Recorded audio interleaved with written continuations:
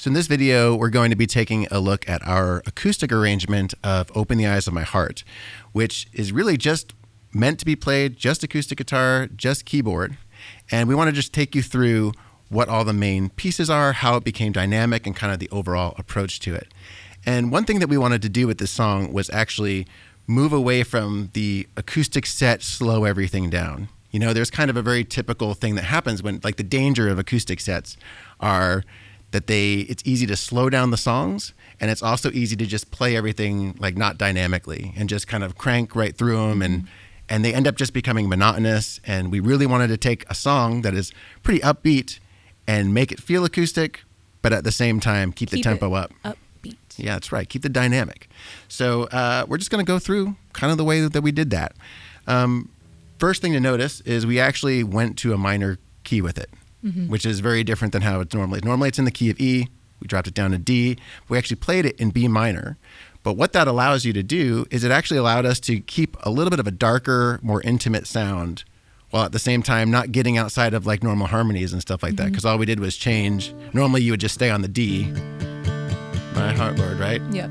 Versus now we just started 3, 4, 1, 2. So we just went to the relative minor and jumped up to the major. And it creates a really different sound, I think. I didn't even notice until you mentioned it, actually. And then I was like, oh, that's why it sounds cool. This is so different. This is so weird. different. I don't even know why. I'm just singing the melody. Yeah, right. Exactly. Nothing changes about it, which is really helpful in a congregational setting because everyone has their parts that they do. Yeah. And so if they don't want to throw them off. Right. Exactly. Let's talk about the dynamics a little bit. Yeah. Because essentially, any time that you take a song and arrange it for a smaller setting, you really have to be thoughtful about the way that you go through those. I remember Rick Rubin talking about the song Wildflowers by Tom Petty and how it sounds like such a simple song, but it was some astronomical amount of changes that happen within it. And so whenever we take a song for a worship setting, we want to think about how do we be dynamic? How do we change each section? And so we're just going to take you through that now. Yeah. So starting in the intro is really the guitar keeping the rhythm. And then on the keys, I'm playing a little melody that we created for it just to, to add a melody. Yeah, just to give it something different. To give it something different, give it something light. I'm really keeping it, I am playing both hands. The right is carrying the melody, but the left is holding chords. So not even octaves, just chords kind of higher up. So it gives a full sound, but still lighter. Well, and what that does too is it really fills out the space because with the acoustic guitar, I'm doing picking, and I have to keep that going. Like once you start a rhythm with the acoustic instruments, you kind of need to keep it going. So it's like once I'm there, I'm staying there because then she can just kind of sit in with it. And so what those chords do, it actually kind of gives a little more oomph in the beginning of the song, so that when we drop in that first verse, then we're actually, it feels like there's a change. Yeah, and I'd like to add too that I think the temptation too, whenever it's a quieter song or an acoustic arrangement, to just fill it with pad. I mean, that's just a temptation with all worship music in general. I was going to say, I think that's just worship songs in general. Just worship songs in general. But I'm not like in my little pad setting here, it's really low. So it's really minimal. Like it's there and it's filling in the space, but it's not overpowering the actual piano sound. Yeah, I didn't actually notice it at first, but when you took it away, I was like, oh. All of a sudden it's so light. I feel very exposed suddenly. But it helps to fill in those little crevices in the song. Yeah, that's great. And then, so we dropped. Did you keep the pad going for the first part of the verse, or you're totally out then, right? I kept it, but very light. I just held the one chord, and I didn't replay it or anything. It was just whatever was left. Which very much helped me, because I'm sitting there, I'm just kind of keeping this rhythm going, and we're letting Kristina, and Kristina's taking the lead on it, right? So just having that pad underneath, like here, just real quick, just play that pad underneath so we can hear the difference. Yeah, I was just holding that one, the B minor. But especially with the picking, it really kind of helps, right? And then we actually, so you started singing, you know, Open the Eyes of My Heart. And then you came in on the piano on I Want to See You. I want to see you. I want to see you. Which that's just a little lift, just kind of helps the verse go from, very quiet to like, oh, okay, we're not spending too long there. And then on the second time through the verse, then we're playing it fully, but still with the piano, I'm only playing not even octaves with my left. I'm just doing chords in both hands, very kind of centered on the keyboard. and then I'm jumping in on harmony. So that's kind of like the lift for that, for the repeat of the verse, right?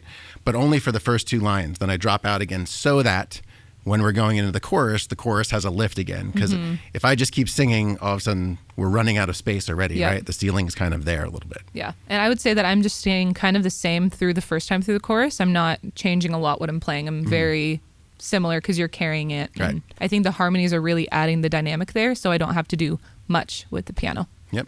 And then there's a little pause. We actually came out of that chorus. As we sing Holy, Holy, Holy, there's a little...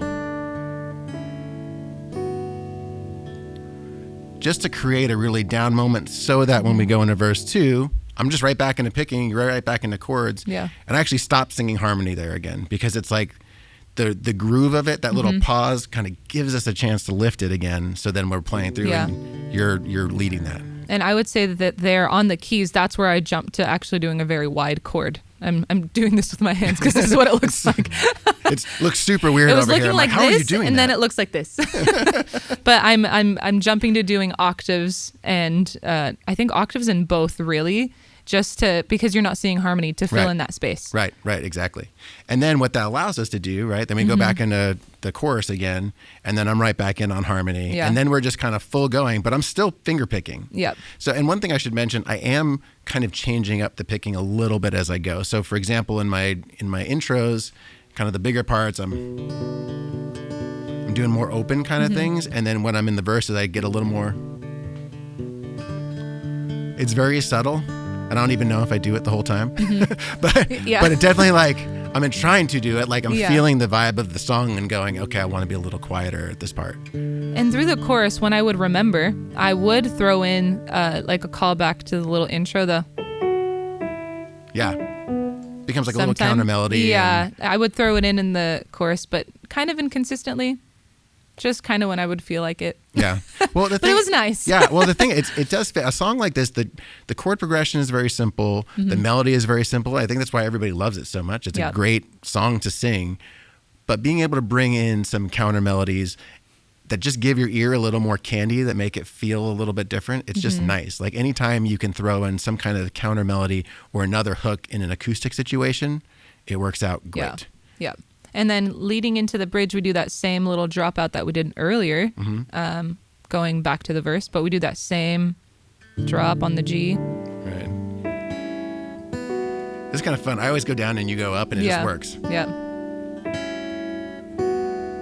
And then on the bridge, I do just hold that first chord and let the pad fill it just a little bit. Right. Just slightly. And actually give it some more rhythm, I go more to a quarter note downstrum, which is like, it's hard because it's a weird thing to feel. Like we're so used to eighth notes, so getting that and just staying locked into the rhythm that you can then, because you're singing by yourself again, right? So we get, and I'm just holding it, so that helps me with the rhythm. Yeah, right. I'm not getting lost in what I'm singing. And then we kind of get through that one time, and then you come in with the keys, and then I start harmonizing, right? And my chords are very little here, very small. Yeah. And I'm trying to hold back, right? And we switch up the chords there as well too, just to kind of give it a little more interest. And then finally we go into, I start singing the melody of the verse. Yeah. You start singing. And when you do that, that's when I jump to doing octaves in both hands too, to fill in that space. Right. And then I start going eighth notes. Yeah. And then I'm trying really hard not to rush because I'm getting so excited. So excited. So I love it.